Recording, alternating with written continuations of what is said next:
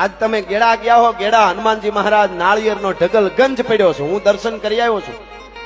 મને આ બધા દેવજીભાઈ ને બધા મિત્રો લઈ ગયેલા ત્યાં, ટીપી સાહેબ ને બધા લઈ ગયેલા મને. ત્યાં હનુમાનજી મહારાજ છે હળાહળ કળયુગમાં.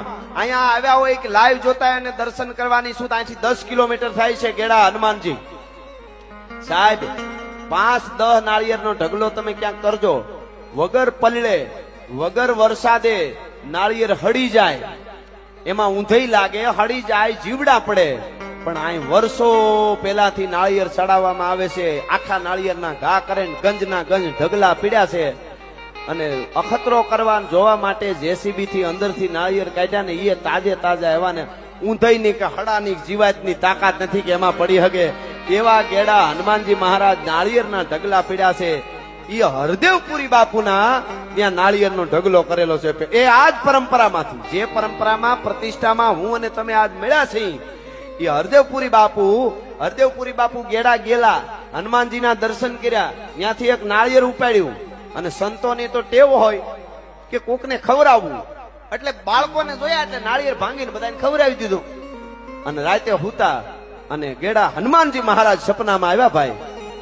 હા, હનુમાનજી મહારાજ સપનામાં આવ્યા. દેત જ્ઞાન અભય દાન ભગત મગત લગત ધ્યાન ખાન પાન શાન બાન જગત માન પામે અને ગગન લગન કિરત જાય, લગન બગન મગન થાય, બલબડાય સુખ સહાય ભલ ભલાય જામે.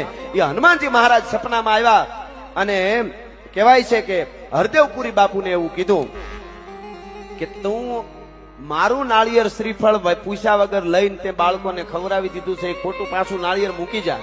અને આય બાવલિયો ભાઈ ફાટલ પિયાલાનો સાધુડો સવારમાં ઉઠી હરદેવપુરી બાપુએ આટલા બધા નાળિયેર ભેળા કર્યા અને લઈ આવીને ત્યાં ઢગલો કર્યો કે જા હવે નાળિયેરના ઢગલા કર, તારે પ્રસાદ નથી ખાવા દેવો. હનુમાન તો હનુમાન છે, પણ હનુમાનને કહી દીધું કે નાળિયેરના ઢગલા આ દેશના સાધુડા કેવા, એને હનુમાન ઉપર કેટલો ભરોસો હોય છે, કેવો હનુમાનનો ભક્ત હોય છે કે હનુમાનને કીધું કે હવે ઢગલા કર તું.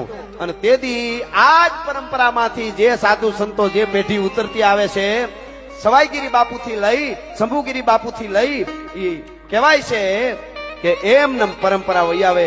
હરદેવપુરી બાપુ કહેવાય છે કે એમણે ઢગલો કર્યો તો નાળિયેરનો, ત્યાં કાયમના માટે તેદુણા નાળિયેર ચડતા આવે છે. અને વચ્ચે કોઈ એવા મોટો અધિકારી કોક આવેલો, એને કીધું કે આ ઢગલો અહીંથી હટાડી લ્યો. અને હટાડવાનો હુકમ કર્યો. બહુ મોટો અધિકારી એને હુકમ કર્યો. હુકમ કર્યા પછી બીજે દી પગે પડતો આવ્યો કે આ નાળિયેરનો ઢગલો નથી હટાડવો, પણ મને પગે લાગી લાવવા દો, મને નકર મને ખબર નથી કે મને શું થાય છે.